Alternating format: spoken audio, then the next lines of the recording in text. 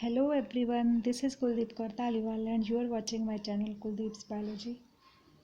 Today I am taking the repeat class. जो मैंने previous lecture में पढ़ाया था कुछ बच्चों को वो समझ में नहीं आया था, इसीलिए मैं रिपीट क्लास ले रही हूँ इसकी। इसमें मैं बस आज कुछ इम्पॉर्टेंट टर्म्स ही करवाऊँगी, क्योंकि अगर मैं ज़्यादा डिटेल में जाऊँगी तो 12th लेवल के बच्चों के लिए मुश्किल हो जाएगा। तो फर्स्ट टर्म है क्रूसीफॉर्म।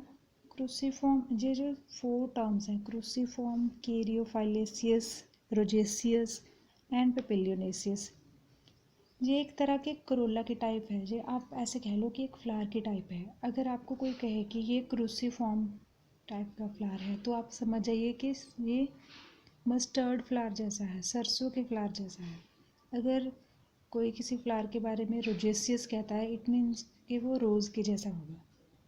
तो आपको यही समझना है इन चारों में, क्रूसीफॉर्म, कैरियोफिलस, रोजेसियस, पेपिलियोनेशियस में, कि एक तरह के फ्लावर्स की ये टाइप है। अगर 4 पेटल्स हैं और उसका ऐसे क्रॉस बनता है तो वह है क्रूसीफॉर्म, और एग्जाम्पल है उसकी मस्टर्ड।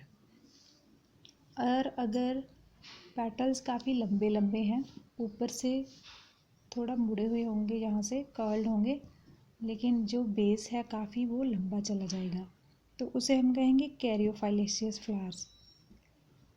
और अगर रोजेसियस है फ्लावर, इट मीन्स पेटल्स बहुत सारे हैं, नंबर में 5 से तो ज़्यादा ही होंगे।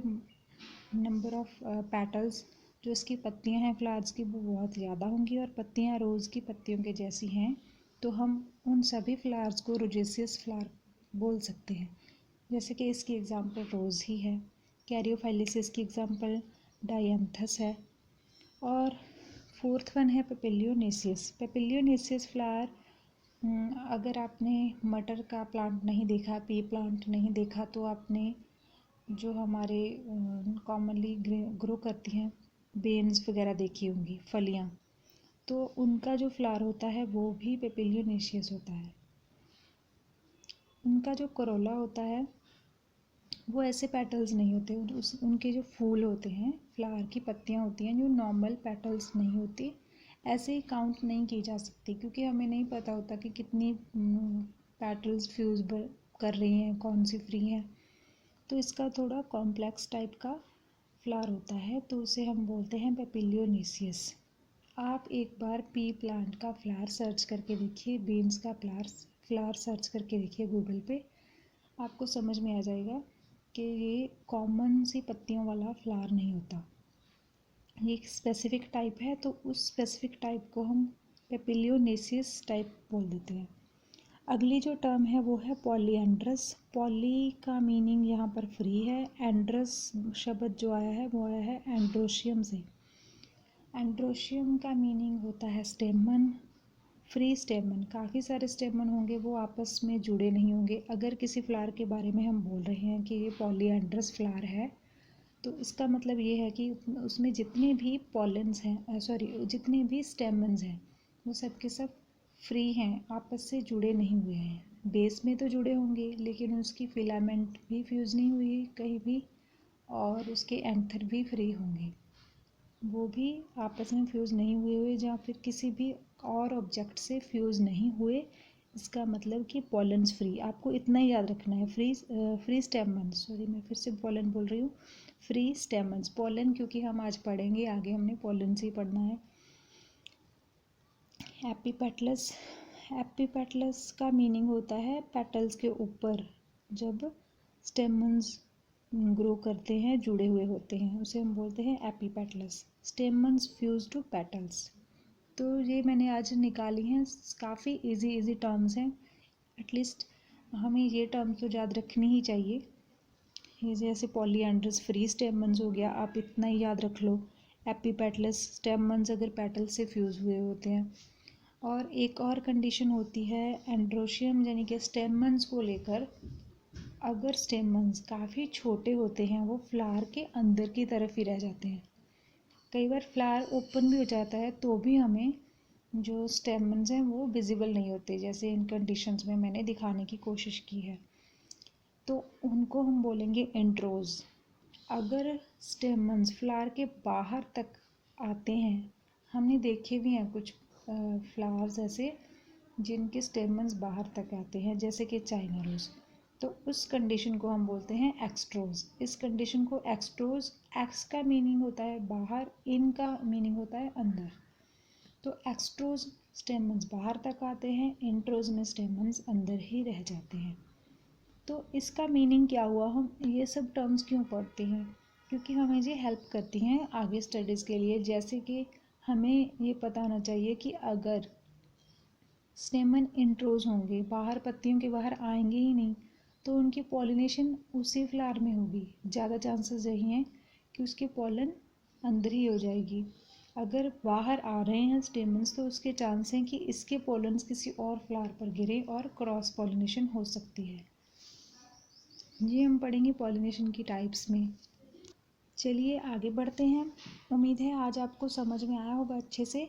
आपने यही टर्म्स करनी है। अगर आपको फिर भी समझ में नहीं आ रहा तो बार बार वीडियो को रिपीट करके देखिए, तो आपको लर्न हो जाएंगी। इसमें समझने के जैसा कुछ नहीं, इसे लर्न करना है। और अब हम पढ़ेंगे कि माइक्रोस्पोरेंजियम किसे कहते हैं, और ये एंथर से इसका क्या लेना देना हो गया कि ये थी फिलामेंट। फिलामेंट के ऊपर जो लगा हुआ है उसे कहते हैं हम एंथर। और इस एंथर को अगर हम इस एंगल में कट करेंगे या यहाँ से कट कर देंगे इस डायरेक्शन में, तो हमें ये वाला पीस मिलेगा जी, जो दिख रहा है इस डायग्राम में। अगर हम इसी को इनलार्ज करके देखें, बड़ा करके देखें, तो हमें ये डायग्राम मिलती है।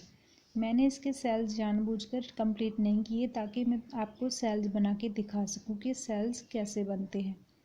आपको इसे बेंजीन रिंग के टाइप ही बनाना होता है, लेकिन कंप्लीट बेंजीन रिंग भी नहीं बना देनी, तो वो थोड़ा अनरियल लगता है प्लांट सेल्स में।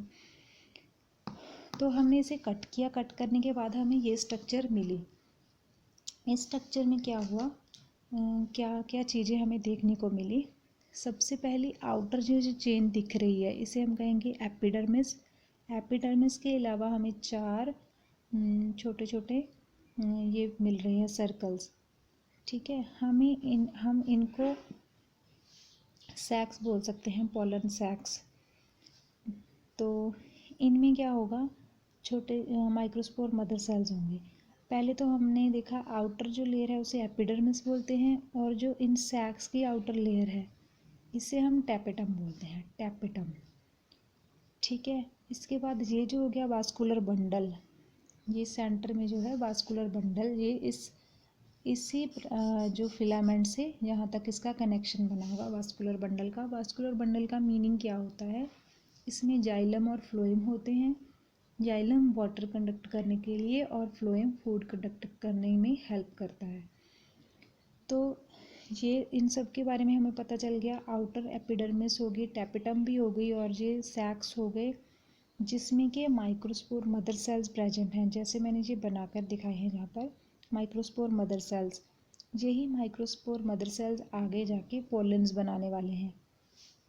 तो जब ये स्ट्रक्चर मैच्योर हो जाएगी तो ये जो माइक्रोस्पोर मदर सेल्स हैं, एक माइक्रोस्पोर मदर सेल 4 स्पोर बना लेगा, 1 से 4 स्पोर बन जाएंगे। और जब वो स्पोर मैच्योर हो जाते हैं तो वो येलो कलर के होते हैं, इसीलिए मैंने यहाँ पर येलो कलर के पॉलन्स ड्रॉ किए हैं। अब ये मैच्योर हो चुका है और श्रिंक भी हो गया है ड्राई होने के बाद। उससे पॉलन जो है ईजिली रिलीज़ हो रहे हैं, जो इस डायग्राम में दिखाया गया है। आप डायग्राम को प्रैक्टिस करिए, जो कि बहुत ही ज़्यादा ज़रूरी है। प्रैक्टिस करना डायग्राम को, और कैसे बनाना है वो तभी आएगा अगर आप बना कर देखेंगे। और ये मैंने फ्लो चार्ट के साथ समझाने की कोशिश की है। हमने जो देखा था वहाँ पे, दोबारा हम उसी डायग्राम पे चलते हैं। ये जो सेल्स बने हैं माइक्रोस्पोर मदर सेल, पहले ये आर्किस्पोरियल सेल से बनते हैं। ये सिंपल पेरेनकाइमेटस सेल हैं, ये वाले पेरेनकाइमेटस सेल। इनसे ही ये स्पेशल टाइप के सेल माइक्रोस्पोर मदर सेल बने हैं। ये किन से बने हैं, ये आर्किस्पोरियल सेल से बने हैं, फिर माइक्रोस्पोर मदर सेल बनते हैं, फिर उनसे पोलन ग्रेन्स बनते हैं। यही मैंने इस फ्लो चार्ट में दिखाने की कोशिश की है कि आर्किस्पोरियल मदर सेल से हम देखते हैं कि बनते हैं microspore mother cell. Microspore mother cell, MMC भी बोल सकते हैं हम इसे।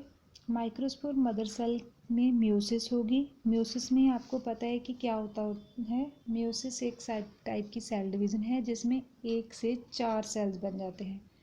1 सेल से 4 सेल्स बन जाते हैं। तो यहाँ पे एक माइक्रोस्पोर मदर सेल होगा तो उससे 4 पोलन ग्रेन्स बन जाएंगे। माइक्रोस्पोर मदर सेल से के नाम से ही पता चलता है कि वो माइक्रोस्पोर का मदर सेल है, जो वो एज अ मदर एक्ट करता है और उससे 4 आगे स्पोर्स बन सकते हैं। और उससे पहले एक टेट्राड के शेप में स्पोर्स बनते हैं जो टेट्राहेड्रली अरेंज्ड होते हैं, इसीलिए उसे टेट्राड कह देते हैं। 4 स्पोर्स इस तरीके से अरेंज्ड होते हैं तो हम उसे टेट्राड कह देते हैं। वही टेट्राड जो अलग होकर उनमें से चारों स्पोर्स अलग हो जाएंगे तो वो 4 पोलन ग्रेन्स बन जाएंगे। ये पोलन ग्रेन्स ज़्यादातर प्लांट्स में जो मैंने देखा है जितने येलो कलर के होते हैं होंगे, एक्सेप्शनल भी हो सकता है, जब मैच्योर हो जाते हैं तो येलो हो जाते होते हैं।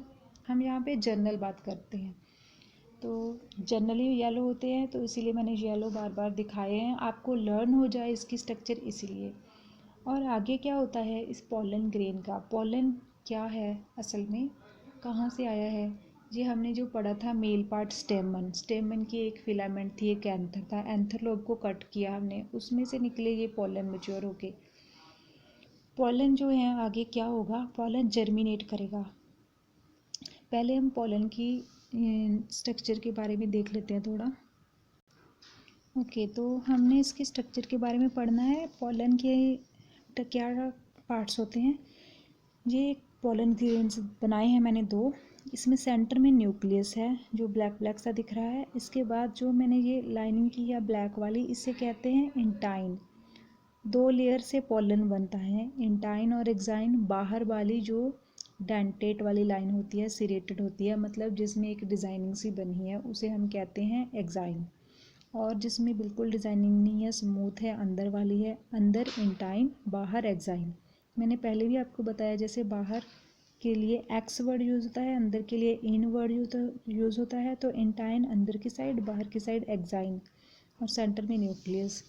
और इसमें ना कभी कभी कभी कभी तो नहीं, हमेशा ही होते हैं, कुछ जगहों पे इस तरह से कुछ ज़्यादा ही बड़ा कट लगा होता है जो इसके साथ इंटाइन के साथ ऑलमोस्ट फ्यूज़ कर रहा होता है, तो उस पार्ट को हम कहते हैं जर्म पोर। जनरली हर एक पोलन ग्रेन में, एंजियोस्पर्म के केस में, ये 3 होते हैं। तो ऐसे ही इसमें भी हैं, इस भी पोलन में होंगे, हर एक पोलन में 3 होते हैं। तो इसी जर्म पोर की वजह से, इसी जर्म पोर के थ्रू, इसके द्वारा ये जो इंटाइन है वो बाहर आ जाती है। जब इसने जर्मिनेट करना है, जब इसने पोलन ग्रेन ने अपना काम करना है, तो वो जर्म पोर के थ्रू एक्साइन को रप्चर करके, तोड़ के बाहर आ जाती है। तो बाहर की आती है, ये इंटाइन का पार्ट ही होता है, इंटाइन ही बाहर आती है। इसमें अंदर इतना ज़्यादा साइटोप्लाज्म वगैरह होता है डेंस, तो वो रप्चर करके बाहर आ जाएगा। उसमें 2 सेल्स बनेंगे, एक तो होगा ट्यूब न्यूक्लियस नीचे वाला, और ऊपर होगा जनरेटिव सेल। आगे जाके जो जनरेटिव सेल है वो 2 मेल न्यूक्लियाई में, मेल गैमेट्स में डिवाइड हो जाएगा, और जो ट्यूब न्यूक्लिय है वो जनरेट हो जाएगा, डिसइंटेग्रेट हो जाएगा, मतलब टूट जाएगा। उसका कोई ऐसे फंक्शन नहीं होता, उसका फंक्शन तब तक होता है जब तक कि ट्यूब बन रही होती है। आप इस डायग्राम से भी जर्मिनेशन को समझ जाएंगे कि पोलन कैसे जर्मिनेट करता है। पोलन का जो न्यूक्लियस होता है वो जब पोलन ट्यूब बनती है ना, तो 2 में डिवाइड हो जाता है, जनरेटिव सेल और ट्यूब न्यूक्लियस। ट्यूब न्यूक्लियस का फंक्शन तब तक रहता है जब तक ट्यूब रहेगी, तो फाइनली वो डिजनरेट हो जाएगा, और जो उसके टूटने से एनर्जी रिलीज होती है या फिर जो भी मटेरियल होता है वो ये मेल न्यूक्लियाई की डेवलपमेंट में यूज़ हो जाता है, या फिर कह लो इनकी नरिशमेंट में यूज़ होता है। तो जो 2 न्यूक्लियस बने, जनरेटिव सेल, ट्यूब न्यूक्लियस, ये तो डिजनरेट हो गया, लेकिन जो जनरेटिव सेल है वो फर्दर 2 न्यूक्लियाई में डिवाइड हो जाएगा, दोनों मेल न्यूक्लियाई में। तो 2 मेल न्यूक्लियाई बन जाएंगे। यहाँ तक ये पोलन्स का मेल पार्ट का डेवलपमेंट हो गया, पोलन का जर्मिनेशन हो गया है। अगर हम अब हम आगे पढ़ेंगे जो वो फीमेल यानी कि पिस्टिल की, आप कह सकते हैं कार्पल की डेवलपमेंट, जिसमें हम पढ़ेंगे स्टिग्मा स्टाइल ओवरी का स्ट्रक्चर। वो कल की वीडियो में पढ़ेंगे। आज के लिए इतना ही। उम्मीद करती हूँ आपको समझ में आया होगा। अगर समझ में आ रहे हैं आपको लेक्चर तो प्लीज़ लाइक का बटन ज़रूर दबाइएगा और शेयर कीजिए वीडियो ज़्यादा से ज़्यादा लोगों के साथ और सब्सक्राइब कीजिए मेरा चैनल ताकि आगे की वीडियोस आपको डायरेक्टली मिल सके। और अपने डाउट्स मुझे प्लीज़ यूट्यूब पे ही कमेंट सेक्शन में लिखा कीजिएगा।